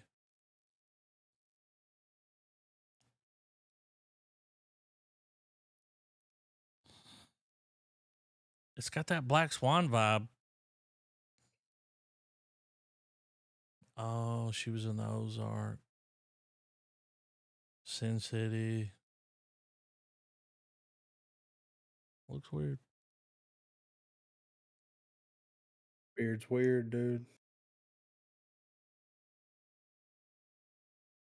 Paris has fallen. Political ad. Call them more. Backing it up. Everybody good? Yeah. Eat.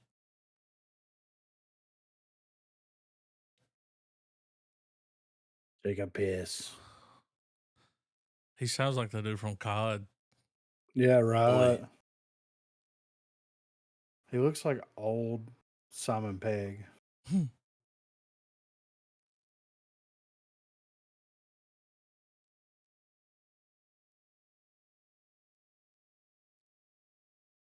Oh. Uh, she was in something. He was in Umbrella Academy. That's it. Yeah. I think she's great. Yeah.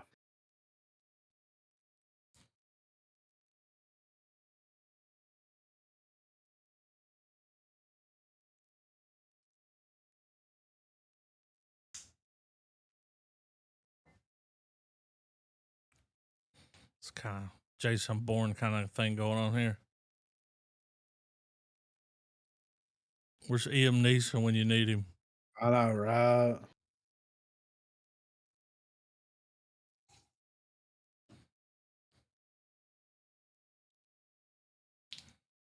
Olympus has fallen.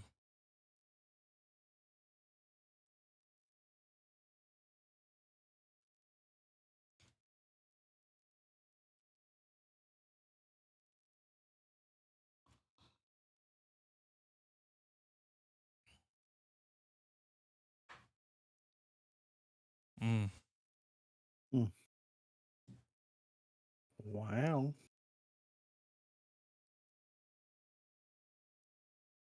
Damn, same trail. All right.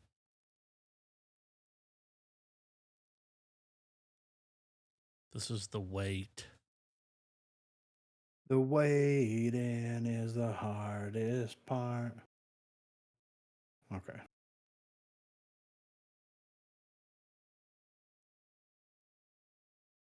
It's a very old gun.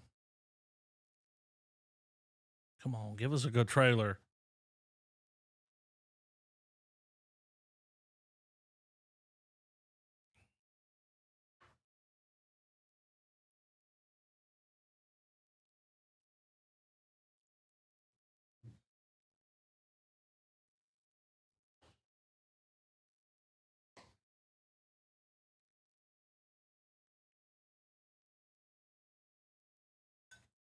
It's kind of cool how it turns. Yeah. All right, don't use it too much.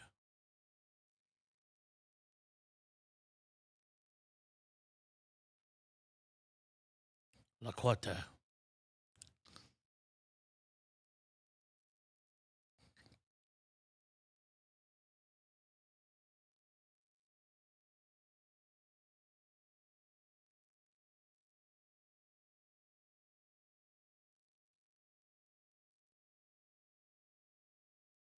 What's happening? It was Taking salt. revenge.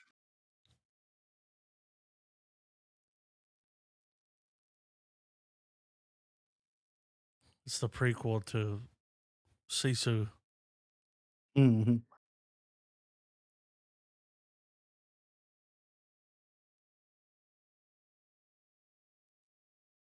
Oh.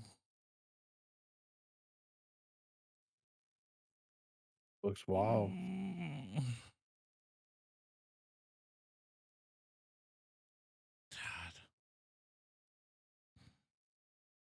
Okay. Or here we have this has Zach Galifianakis in it. Okay. It's called Winter. Huh. Not like when it's cold, winter. Like like he won something. Okay. Wiener, wiener, chicken dinner. Yeah.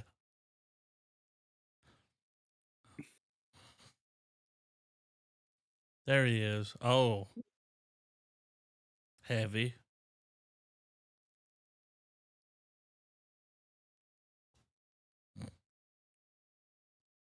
He's turning into the dude from Parks and Rec. Yeah.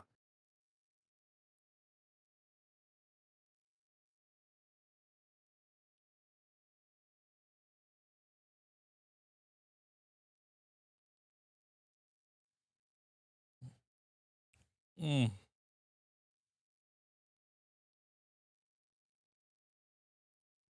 We don't stop wars. Hmm.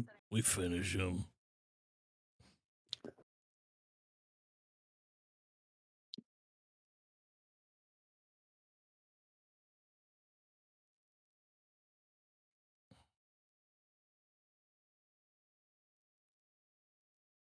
She writes weird.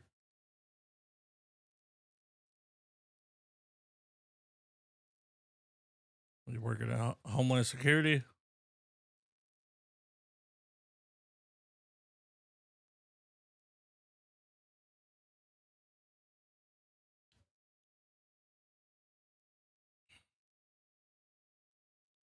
Yes.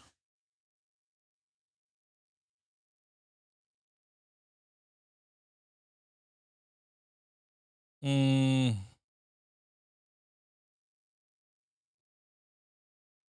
Oh, I believe this might be based on a real person that went to jail for this.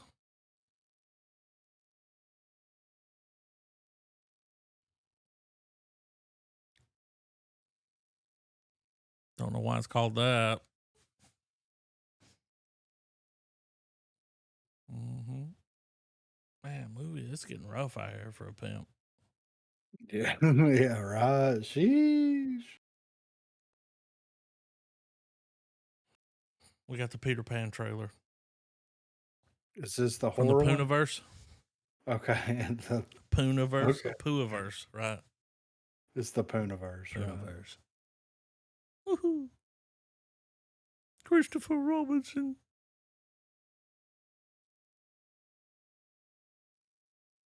I'm pretty sure this got Nick Cage in it.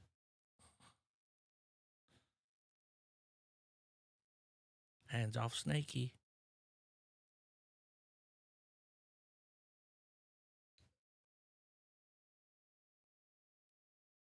He looks like a juggalo. Yeah. Right.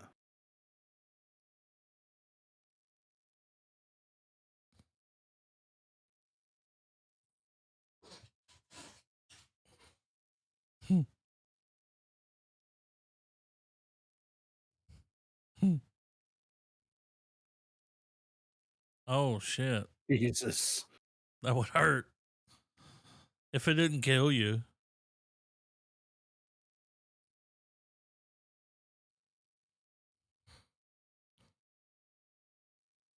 Right here, the guy that gets on the bus. Mm. It's British, isn't it? Next stop, Camden. No.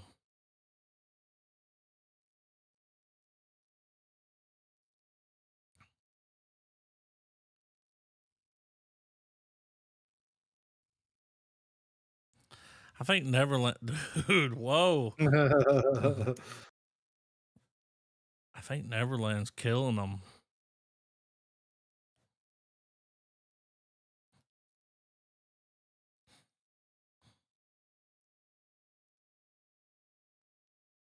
Where is she?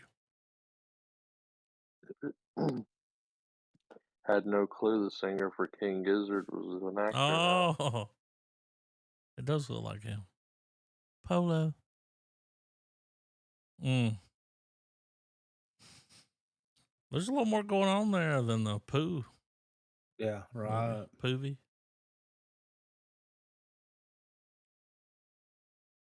All right, play the next one. Yeah, it kicked me back. I think I might have a fill-in. I don't. No, maybe.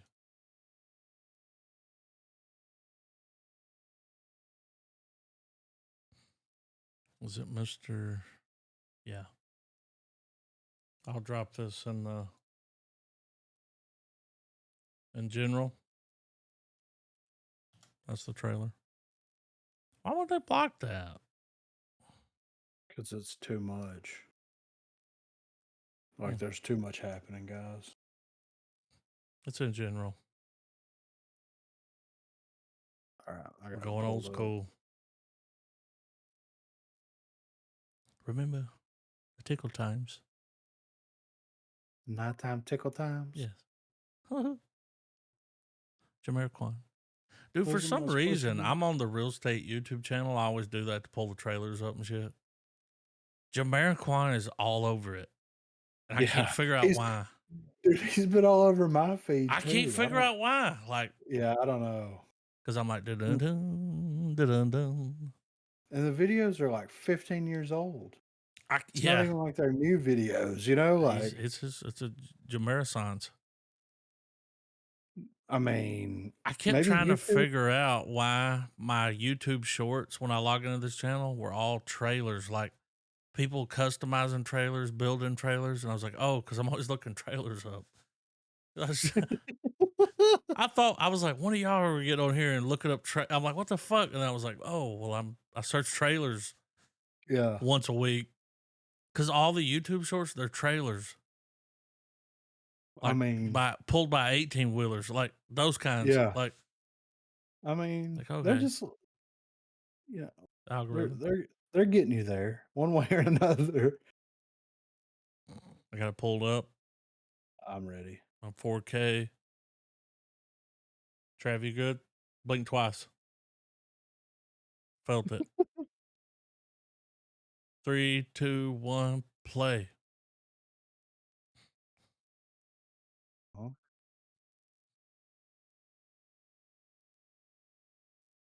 This is fucking Rico Suave right here.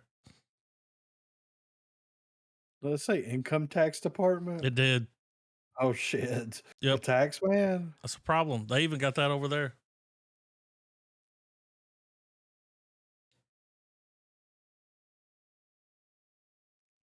Tone change.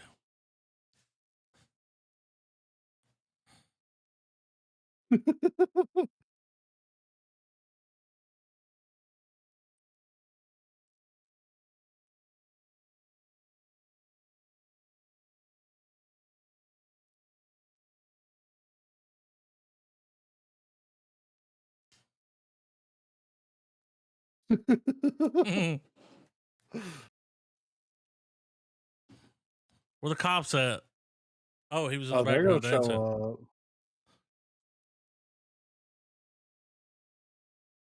up. Income tax. Not the income tax raid. Here they come. In English. We are fucking income tax department.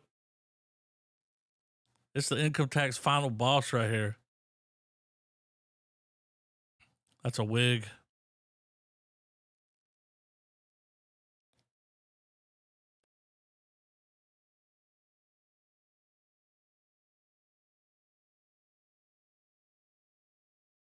Is this a movie about hiding money?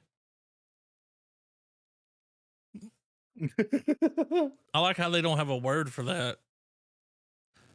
So they have to say income tax department. I'll show the world that the income tax department is mightier than the army or something. That's what he said there. Oh, I got In the this subs world, on. there's only two things: death and taxes. Yep. Even in other countries. Income tax.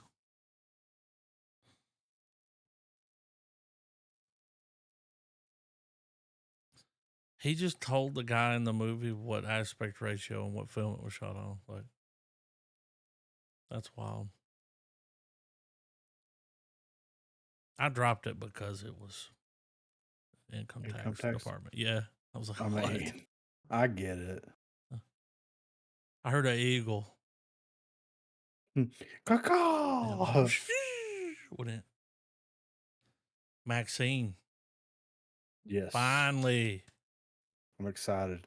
I'm excited. We got to add something to the roster. We did Longlegs. Next is Maxine. Then we got Trap. Borderlands. Also, after Borderlands, we got Kinds of Kindness. Hell yeah. I mean, we're thugged out. On a Tuesday. Checks in the mail. The flag is raised.